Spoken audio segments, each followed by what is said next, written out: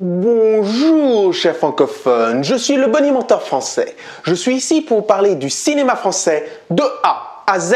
Aujourd'hui, nous allons parler d'un film qui met en avant le monde des forains. Et tout ne tient qu'à un fil pour que cette fête foraine tienne. Eh, dis donc, tu vas vite sur l'intro. Je sais, mais on essaye de commencer calmement l'année. Et ce ne sera pas très calme pour ce film. Donc... As-tu vu ? Sans pitié, de Julien Haussmalin. Julien Haussmalin, passionné de cinéma, a tout d'abord fait des études dans une école de cinéma dans le sud, à l'Estra, tout en vendant des pizzas à côté pour payer sa scolarité.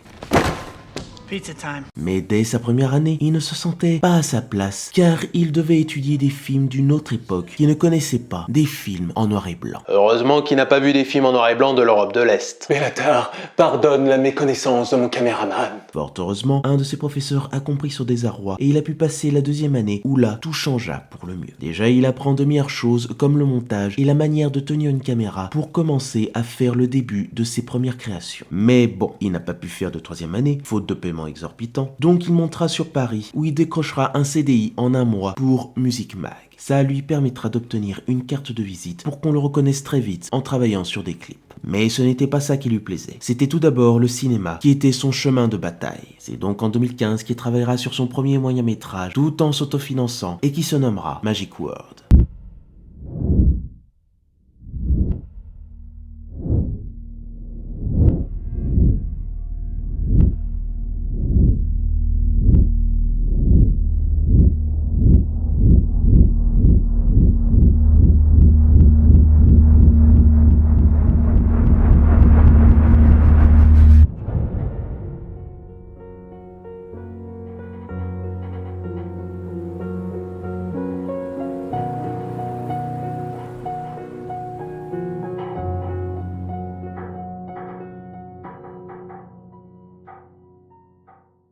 Il y avait déjà le monde du forain dans celui-ci. À la suite de ce projet, ce métrage sera apprécié dans de nombreux festivals où il continuera à en faire d'autres jusqu'à même s'occuper d'un épisode de la série Profilage. C'est aussi là qu'il trouvera son producteur attitré, Michael Kupperberg, qui produira son tout premier film après presque 10 ans d'errance, Sans pitié. C'est toujours long pour un nouveau cinéaste de pouvoir mettre en place son premier film. Et pour un premier film, on parle toujours de ce qui nous touche et ce qui est personnel. Ce qui est le cas pour ce métrage. Donc arrivera-t-il à nous surprendre avec son premier polar cinématographique ? C'est ce que nous allons voir maintenant. Donc, qu'est-ce que j'en ai pensé ?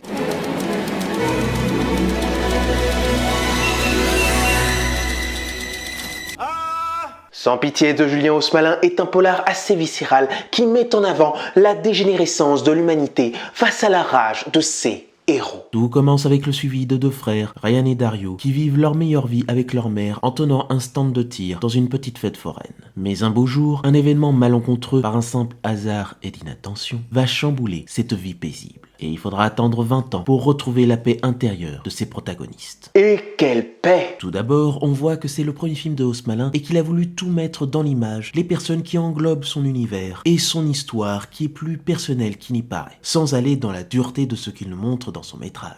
Et mon frère, à partir de 16 ans, a décidé un peu de se marginaliser et il a décidé de vivre dans une caravane. Et il y a des moments dans la vie où ma mère n'a pas pu prendre soin de moi comme elle aurait dû. Du coup, j'ai été avec mon grand frère. Et en fait, on vivait dans une caravane et en face de nous, il y avait une fête foraine. Et je demandais à mon grand frère, je disais, mais on vit comme eux, mais pourquoi nous, on n'a pas de manège? Et il me disait, bah, parce que nous, on n'est pas comme eux. Donc en fait, toute mon enfance, j'ai un peu fantasmé cette espèce de vie foraine, avec ses manèges, avec cet aspect clanique, familial, où je me disais, non, mais nous, pourquoi on mérite pas cette famille aussi? Et c'est pour ça que c'est resté. Et c'est vrai que quand j'ai eu l'opportunité d'écrire ce premier film, j'avais vraiment envie parce que je sais à quel point c'est compliqué de faire un premier film, à quel point ça prend du temps. J'avais vraiment besoin d'être dans une histoire qui allait me tenir, en fait, pendant des années, parce que je savais que ça allait prendre du temps. Donc c'est pour ça que je suis allé vraiment plonger dans l'ADN même de ce qui m'a forgé moi en tant qu'homme aujourd'hui. Et comme tout premier film, tout n'est pas parfait. J'ai trouvé l'introduction un poil trop long sur ces personnages, bien qu'elle permette de nous faire entrevoir ce qui leur arrivera par la suite au fil du métrage. Puis certains dialogues paraissent, de mon point de vue, trop simplistes. C'est beaucoup des moments avec le grand frère qui paraît venir d'un autre film avec son côté grande gueule. Bien que oui, ça peut montrer la différence de caractère qu'ont les deux frères entre celui qui montre extérieurement ses émotions et l'autre intérieurement. Et je fais encore un petit point sur le scénario, mais j'ai senti qu'il manquait certains éléments pour approfondir approfondir les relations de certaines personnes. En plus de certaines personnes qui sont féminines et qui manquent de développement. Excepté la mère qui aura une approche importante, même divine et spirituelle, pour gérer ses deux enfants. Elle sera toujours au centre de leur chemin de traverse tout le long du récit. La fin du film veut tout dire pour mettre en avant la paix qu'ils cherchent en eux. Elle est très importante, c'est un personnage qui est hyper, même si on la voit pas très très longtemps, qui est hyper central, parce qu'à partir du moment où elle disparaît, c'est aussi le motif de pourquoi le jeune frère rentre, eh ben tout part en couille quoi. C'est comme si c'était quelque part elle qui tenait aussi ce clan et qu'à un moment où elle disparaît, il n'y a plus rien qui va. Mais pour d'autres personnages, leur approfondissement est souvent un poil trop inattendu. Par exemple, il y en a un qui avait l'air d'être tertiaire pour ensuite devenir aussi important que les deux frères. Je vois comment il a été introduit, mais il y a quelque chose qui fait que ça manque de développement. Surtout pour le mettre après plus de 30 minutes de film. J'ai cette impression que le film aurait dû durer plus longtemps parce que ça manque de clarté dans ce qu'il veut montrer et nous faire ressentir. Donc en gros, tu n'as pas aimé le film. Je ne vais pas jusque là. Je dis juste que le scénario n'est pas bien tenu. Néanmoins, outre le scénario imparfait, Osmalin a bien réussi à nous faire tenir en haleine en faisant monter crescendo la pression du récit, la tension de ses personnages qui s'intensifie pour arriver vers un instant de non-retour, à un moment explosif. Déjà, avec l'imagerie assez crasseuse et sa caméra fluide, il nous laisse contempler toute la joie et la décrépitude de ses protagonistes. Il nous offre un regard assez organique à l'ensemble. Il donne aussi beaucoup d'importance au hors-champ. Ce qu'il y a à l'arrière vaut le coup de ne pas être délaissé. Je préfère le hors-champ, moi, dans mon cinéma. Ce qui m'intéresse le plus, c'est tout ce qui se passe dans le hors-champ. Donc le travail, ça a vraiment été d'enlever et d'arriver vraiment à un scénario à l'os. Qui soit juste efficace, qui soit sec, qui soit âpre.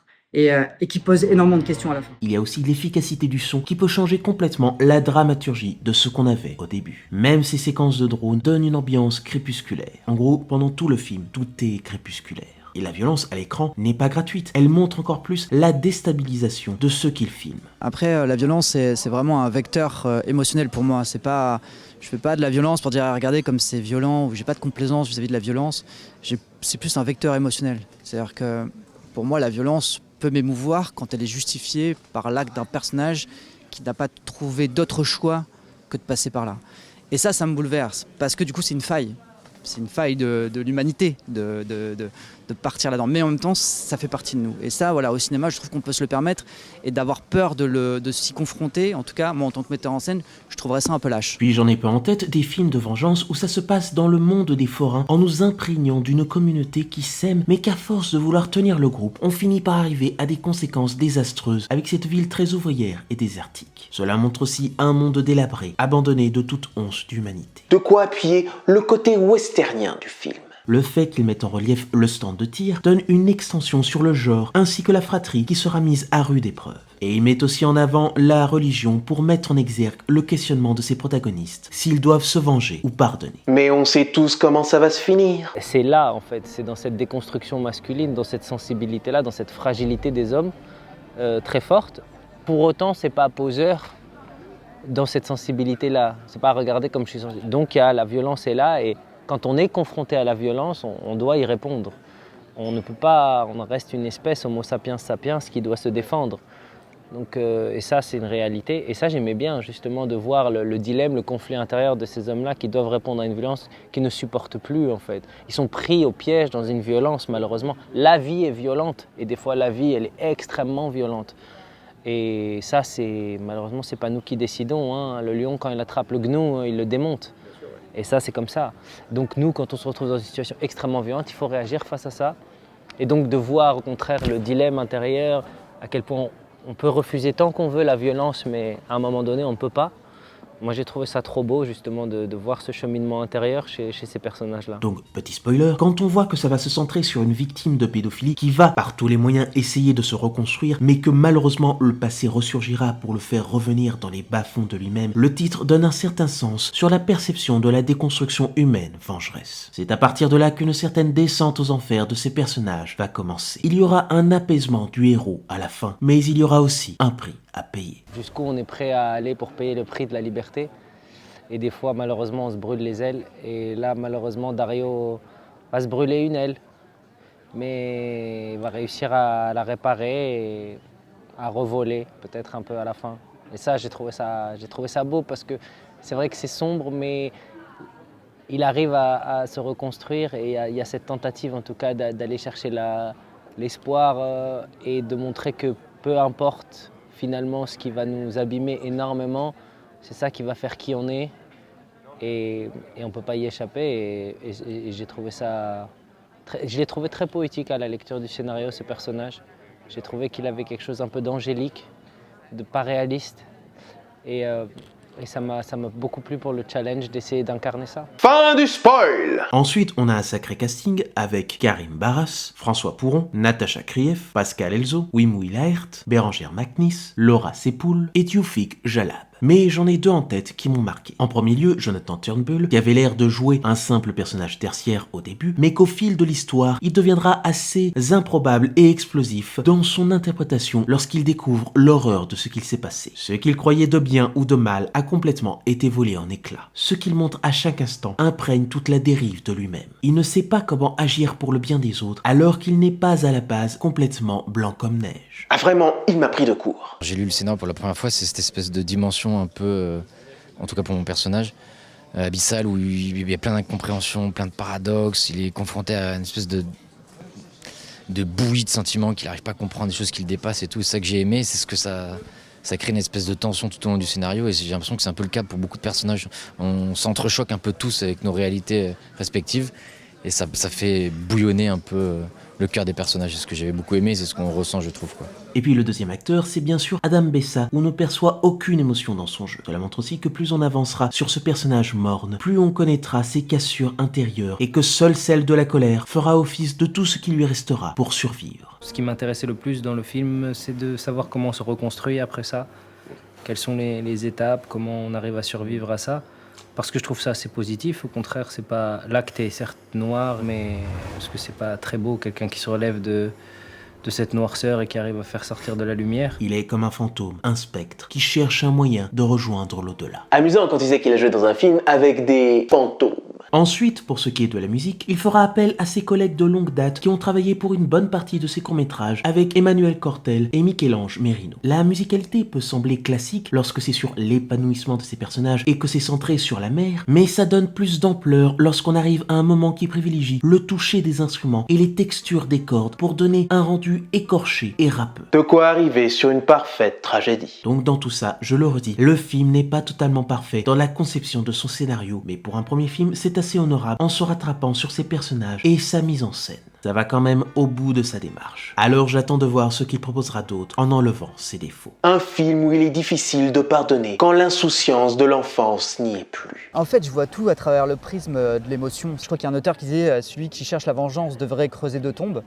Et je crois que je suis assez clair voilà, sur en tout cas ce que je pense de la vengeance. Pour moi, en fait, c'est un film de vengeance. C'est avant tout un film de deux frères qui vont se retrouver dans cette fureur, plus que la fureur en elle-même. Et moi, c'est ça qui m'intéressait. C'est-à-dire qu'avec mon grand frère, on a perdu à un moment donné le contact, voilà, parce que moi, je suis parti. Et comment on se retrouve quelque part, voilà. Et parfois, c'est dans la fureur et dans la colère. Et ça m'a bouleversé. Et c'est plus ça dont je parle entre ces deux frères, que la vengeance en soi. Sur ce, je vous dis à la prochaine, et je bonne y mentionne les films que vous oubliez de mentionner.